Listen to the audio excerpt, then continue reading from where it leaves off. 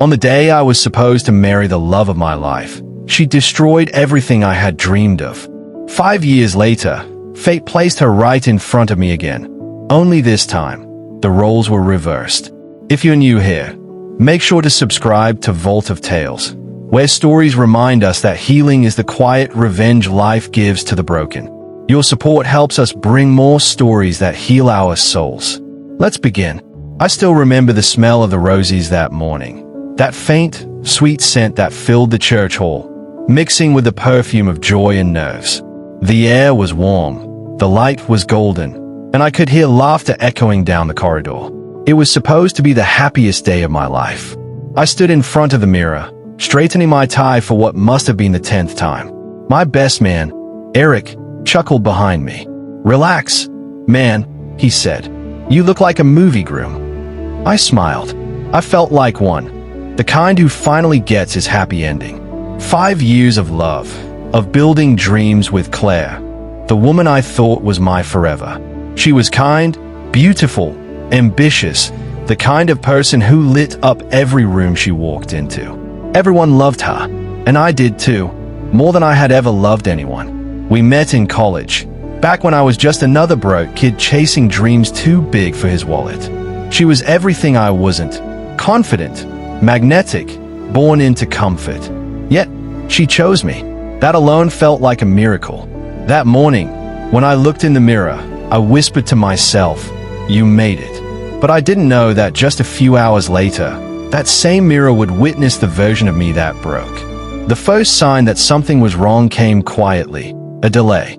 Claire was supposed to arrive by 10. The wedding started at 11. By 10:20, whispers had started. Guests checked their watches. My mother gave me that look mothers give when they sense a storm. "Maybe she's just taking her time," Eric said, trying to calm me. "It's her big moment." I nodded, but deep inside, a strange, cold feeling began crawling through my chest. At 10:45, my phone buzzed. It was a text, not from her, but from a number I didn't recognize. It said, "You deserve to know the truth before you say, 'I do.' Check your email." My hands trembled as I opened my inbox. There was one message, anonymous sender, subject line, "Ask her about James." Attached was a single video. I wish I could unsee it. It was Claire, in a hotel room, with my friend, James. The same James who had been helping me plan the wedding. The same man who had stood beside me through everything. The video wasn't recent. It was dated a month ago. My chest tightened. My breathing stopped. The room around me faded. The flowers, the music, the people laughing outside. Everything turned into static. Eric grabbed my shoulder. "What happened?" I couldn't speak. I just handed him the phone. His eyes widened. "Oh, my God." The door opened. My mother stepped in, her smile fading instantly when she saw my face. "What's wrong?" I swallowed hard. My voice cracked when I said it. "She's not coming." The news spread faster than fire. The guests whispered. The band stopped playing. Someone turned off the lights. I sat in that empty hall, my wedding suit now a cage of shame. An hour later, Claire's mother arrived, alone. Her face was pale, her eyes swollen. "She left," she said quietly. She said she couldn't do it. She didn't even call me, didn't apologize, didn't explain. I remember walking out of the church into the blinding afternoon sun, the sound of laughter from nearby streets stabbing through my skull. People were staring, cameras flashing. Someone, maybe the photographer, took a picture of me standing there, bouquet in hand, looking like a ghost in daylight. That photo went viral online. The groom who got left at the altar. It became a meme before the day was even over. For weeks, I couldn't eat, couldn't sleep. Every time I closed my eyes, I saw her, laughing, kissing someone else, while I was picking out invitations and songs for our dance. I deleted social media, quit my job, and moved out of town. Everything reminded me of her. The smell of roses, the sound of church bells, the color white. People told me to move on, to forgive. But forgiveness is a foreign language when your heart still bleeds in your own chest. There were nights when I would drive aimlessly for hours, hoping the road would swallow me whole. There were mornings when I'd wake up thinking maybe it was all a dream, that she'd walk through the door and say, "I made a mistake." But she never did. 3 months later, I found out through a mutual friend that Claire had moved to another city, and she wasn't alone. She had moved in with James. That broke something in me. Not just the love, the trust, the belief that good people win. I cut everyone off, stopped answering calls. I built walls around me so high, even I couldn't climb them. But pain has a strange way of teaching. In the silence, I found something else, myself. I started writing again. Stories, thoughts, everything I'd buried. I worked double shifts, saved every penny, took online courses, and poured my energy into building something of my own. Slowly, life began to shift. The boy who stood broken in front of that church started to fade, replaced by someone colder, stronger. Someone who had learned that heartbreak, when embraced, becomes the fuel for transformation. Years passed. The wound healed, not completely, but enough for me to breathe again. Enough to smile without pretending. But little did I know, karma was quietly circling back, waiting for the right moment to knock on her door. They say time heals all wounds. That's a lie. Time doesn't heal, it teaches. It shows you what deserves to stay broken and what's worth rebuilding. The weeks after the wedding felt like living in a fog. I'd wake up every morning with that same weight pressing on my chest, that invisible reminder that the woman I loved was now a stranger. At first, I tried pretending I was fine. I told myself I'd move on, that I'd forget her. But grief doesn't vanish when you tell it to. It lingers, quietly, like a ghost sitting at the end of your bed. It took me months before I could walk past a flower shop without feeling something twist inside me. But slowly, piece by piece, I started clawing my way back to life. One night, I went back to the church, not for closure, but curiosity. It was empty, dust on the pews, faint candle scent still clinging to the air. I sat where I would have stood that day, at the altar, and I whispered to the silence, "Thank you." Not because I forgave her, but because the destruction she caused had forced me to rebuild myself stronger. That was the night everything changed. I moved to another city, a small apartment, nothing fancy. I started freelancing, designing, writing, editing. I didn't have much, but I had my peace. And peace, I realized, is a luxury heartbreak teaches you to value. The first person to believe in me again was a client named Ava. She owned a small marketing agency and loved my work. "You've got a gift," she said during one of our calls. "You don't just design, you tell stories through images." Something in that clicked. Stories, emotion, humanity. That's what I'd lost, and what I wanted to build again. So I built a storytelling brand. At first, it was just me and my laptop, staying up past midnight designing content for clients who barely paid enough for coffee. But I kept going, and little by little, I started getting noticed. A few viral campaigns, a few loyal clients, then partnerships, then real contracts. Within 2 years, I had registered my company, Solara Media, a name that reminded me of the son I thought I'd never see again. Every milestone was bittersweet. Every success carried the ghost of that broken man I used to be. There were nights I'd sit on my balcony, city lights flickering below, wondering if Claire ever thought of me. Did she ever regret what she did? Did she ever see the picture of me that went viral, the man she left behind? I didn't know. And truthfully, I didn't care as much anymore, because for the first time in years, I wasn't living in the shadow of her choices. I was living in the light of my own. A year later, Solara Media landed its biggest deal, a national campaign with a luxury brand. I remember the day I signed the contract. The boardroom smelled of fresh ink and ambition. When I left that building, I stood on the sidewalk, looked up at the sky, and smiled. I whispered, "This one's for me." That same week, I was invited to speak at a creative summit, my first time on stage. I told my story, not of heartbreak, but of rebirth. I spoke about how pain is a sculptor. It carves away the illusions until only truth remains. When I stepped off that stage, people clapped not for my success, but for my scars. That night, Ava called me. "You did it," she said. "No," I laughed softly. We did it. She paused. You know, Isaac, it's strange. Sometimes life has to break you just to show you what you're made of.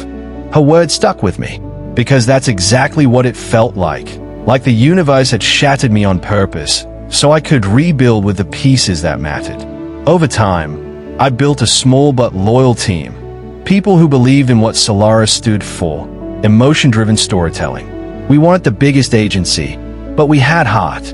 By the 5th year, we had clients across continents, a studio of our own, and a quiet sense of pride that no betrayal could ever erase.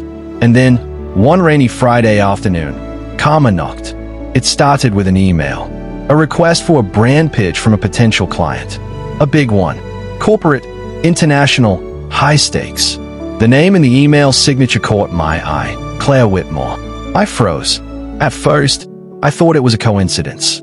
There could be many Claires. But the company name, it was James's family business.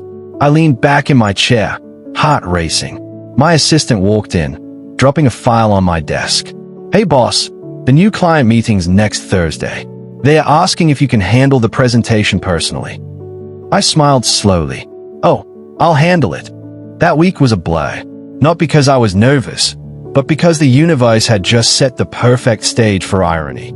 5 years after she ruined my wedding, she was now about to walk into my boardroom. And this time, I would be the one standing at the altar of power. The night before the meeting, I couldn't sleep. Not from fear, but from the sheer poetic weight of it all. Life had brought us full circle. I looked in the mirror again, the same way I did on my wedding day. Same eyes, different man. Back then, I saw a boy chasing love. Now, I saw a man who'd found purpose. I adjusted my tie, not for a wedding, but for war. The morning of the meeting arrived cold and gray, the kind of day that smells like rain and unfinished stories. I woke up before sunrise, brewed my coffee, and stood by the window. The city was still half asleep, and yet, my heart was wide awake. It wasn't nerves, it was something else. A calm kind of power that comes when life gives you a second chance to stand where you once fell. 5 years ago, I stood at an altar waiting for her. Today, she would walk into my world, not as my bride, but as my client. Fate, I thought, has a dark sense of humor. The boardroom at Solara Media was minimalist. Glass walls, soft lighting, and the faint hum of the air conditioner. My team had set everything perfectly. Presentation screens on standby, client folders neatly arranged, coffee brewing in the corner. As I adjusted my cufflinks, Eric walked in. Yes, that Eric, my best man, the only one who stood by me when everyone else vanished. You sure you're ready for this? He asked. I smiled. I've been ready for 5 years. He laughed, shaking his head. Man, this is going to be biblical. At 10:05 a.m., the glass doors slid open, and there she was. Claire. She looked almost the same, maybe a little older. Her confidence dimmed just enough for me to notice. Her once golden hair was now tied neatly in a bun, her tailored suit crisp, her expression professional. But when her eyes met mine, everything in the room seemed to freeze. For a split second, neither of us moved. It was as if time held its breath. She blinked first. Isaac. Her voice was soft, unsure. I smiled politely. Good morning, Ms. Whitmore. Please, have a seat. Her assistant sat beside her, flipping through notes. But Claire, she couldn't take her eyes off me. The meeting began. I spoke with calm precision, walking them through the campaign strategy, brand storytelling, emotional market positioning, visual identity. My voice didn't tremble. My hands didn't shake. Every slide, every word was deliberate, controlled, because I knew she was watching, and she knew I knew. Halfway through, I saw her fidget with her pen. She looked exhausted, the kind of tired that doesn't come from work, but from regret. When I finished, the room fell silent. Her assistant whispered something about the proposal being brilliant and fresh. Claire nodded absently. Yes, she murmured, eyes still on me. It's perfect. For the first time, I saw something flicker in her expression. Not arrogance, not indifference, but guilt. After the meeting, as her assistant gathered their things, Claire hesitated by the door. "Could we talk? Just for a moment?" she asked. Eric glanced at me, but I nodded. "Sure." When the door closed, silence filled the room like smoke. She took a deep breath. "You've done well for yourself." I smiled faintly. Life has a funny way of turning pain into fuel. Her eyes softened. "Isaac, I never meant to hurt you. What I did, it was selfish. I was scared, confused. I thought I wanted something else." I raised an eyebrow. "You mean James?" She winced, looking down. "Yes." There it was, his name, like poison finally said aloud. "I found out about you too," I said quietly. "On my wedding day." Tears welled in her eyes. "I know. I got your message later. I wanted to explain, but I couldn't face you." I let out a small, humorless laugh. "No, Claire, you didn't want to face yourself." She opened her mouth to respond, but I cut her off gently. "Do you know what it's like?" I said, voice steady, "to plan a future down to the smallest detail. The vows, the songs, the life, only to watch it bend because of a lie." Her lip trembled. "I'm sorry. I'm not," I replied. "Not anymore." She looked up, confused. "Because if you hadn't left me that day," I continued, "I wouldn't have built this. I wouldn't have found purpose. You broke me, and in doing so, you set me free." Her tears fell then, quietly, sincerely. For a moment, I almost felt pity. But then I remembered the version of me standing alone in that church, holding a bouquet that meant nothing, and I let that moment pass. As she turned to leave, she paused. "Isaac," she said softly, "James left. The company's struggling. I'm just trying to fix things." I studied her, the once proud woman who thought she had everything, now standing in front of me, humbled by time, worn by choices. "Maybe," I said quietly, "this is what karma looks like." Her eyes glistened. "Maybe." And then she was gone. When the doors closed, I exhaled deeply. Eric stepped back in, grinning. "So," he asked. I sat down, leaning back in my chair. "So, life just wrote its own ending." He chuckled. "Man, that was poetic justice." I smiled faintly, looking at the empty chair where she had sat today. "It wasn't justice," I said slowly. "It was closure." That night, I couldn't sleep. The city lights blinked outside my window, and for the first time in years, I didn't feel anger, only peace. But fate wasn't done yet, because the next week, something unexpected happened. My assistant walked into my office with a puzzled expression. "Hey, you need to see this," she said, handing me a magazine. On the cover was Claire. The headline read, "Whitmore Agency declares bankruptcy amid scandal." Apparently, James had embezzled funds, fled abroad, and left Claire to deal with the collapse. Their story, the one that started with betrayal, had ended the same way it began, with deceit. I sat there, staring at her photo, not out of satisfaction, but reflection. It wasn't revenge. It was balance. Karma didn't need my help. It never does. Later that night, I got an email. It was from her. "Isaac, I saw your interview today. You looked happy, genuinely happy. I just wanted you to know. I finally understand what I lost. You didn't deserve what I did to you. I hope you find someone who never makes you doubt your worth." I stared at that message for a long time before replying. "Claire, I already found that person. It's me." And I hit send. A month after that last email, I found myself sitting in the same coffee shop where Claire and I used to spend lazy Sunday mornings, sketching wedding plans on napkins. The same window seat. The same aroma of roasted beans and rain-soaked pavement. But this time, the silence wasn't heavy. It was healing. I was sipping my espresso when I realized something. I wasn't angry anymore. Not at her. Not at James. Not even at myself. Anger had been my armor for years, protecting me from the pain of what happened. But now, it felt unnecessary, like wearing battle gear after the war was over. I had survived. I had won. Not against them, but against the version of me that once believed love meant losing yourself to keep someone else. That night, I walked home under the city lights, each step echoing like punctuation marks in the story of my life.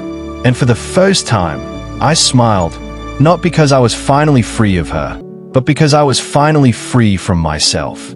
I thought of how karma works, not as punishment, but as balance. She wasn't evil. She was human, flawed, impulsive, and lost in her own illusions of happiness. And maybe, just maybe, I had needed her betrayal to wake me up from mine. A few weeks later, I attended a gala, a networking event for entrepreneurs. The ballroom was alive with chatter, laughter, and the hum of ambition. That's when I met Lena. She wasn't like Claire. She didn't walk into the room demanding attention. She didn't speak in rehearsed lines or wear masks of perfection.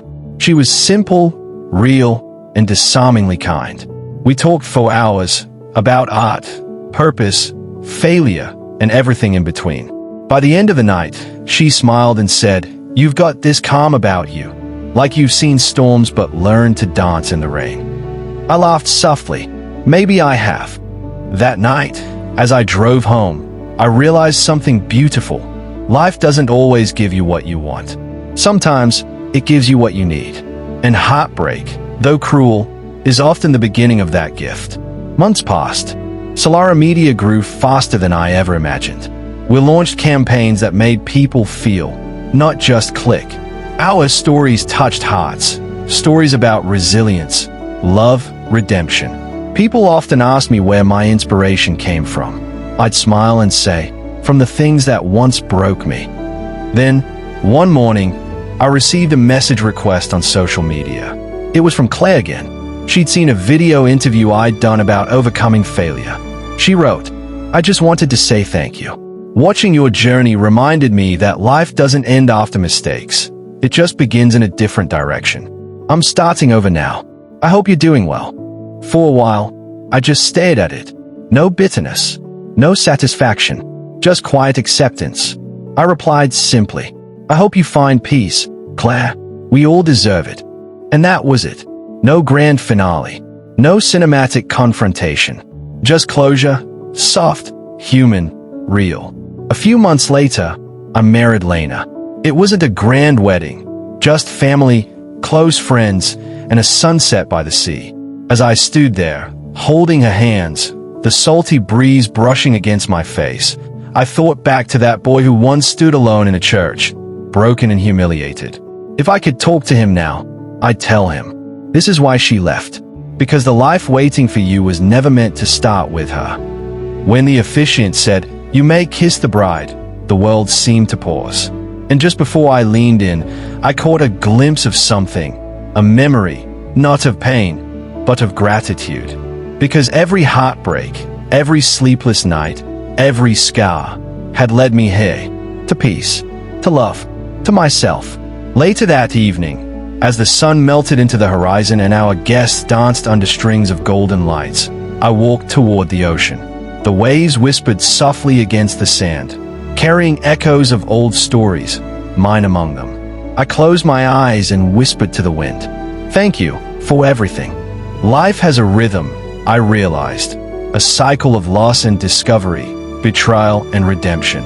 And sometimes, the people who break us are the very hands of destiny shaping our future.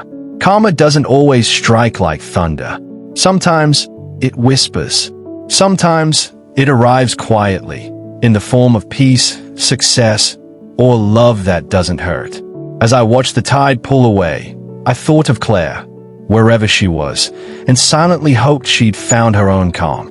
Because true revenge isn't her pain. It's my peace. And peace, that's something no one can take away once you've earned it. So if you've ever been betrayed, broken, or left behind, remember this. Life doesn't take things from you to punish you. It removes what was never meant to stay, so you can finally make room for what was always yours. If this story touched your heart, share it with someone who needs to hear it. And don't forget to subscribe to Vault of Tales, where stories remind us that healing is the quietest form of revenge.